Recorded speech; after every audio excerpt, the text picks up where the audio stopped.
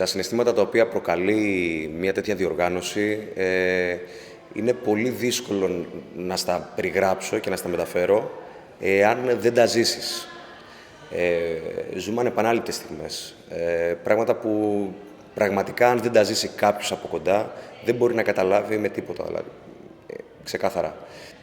Θα ήθελα να προσκαλέσω όλους τους θεραπευτές σε Ελλάδα και εξωτερικό να έρθουν κοντά μας, να γνωρίσουν την WMF, να δοκιμάσουν τις ικανότητές τους και να δουν από κοντά όλο αυτό το θαύμα το οποίο συμβαίνει και συμβαίνει στη χώρα μας και έχουμε την τιμή να έχουμε στη χώρα μας τον πρόεδρο της Παγκόσμιας Ομοσπονδίας Μασάζ.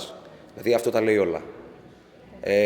Κινούμε το μασάζ, είμαστε πολύ μεγάλη δύναμη στο παγκόσμιο στερέωμα και πραγματικά όσοι το ακούνε σας προσκαλώ όλους να έρθετε κοντά μας, να γνωριστούμε από κοντά και να πάμε το μασάζ εκεί που το αξίζει.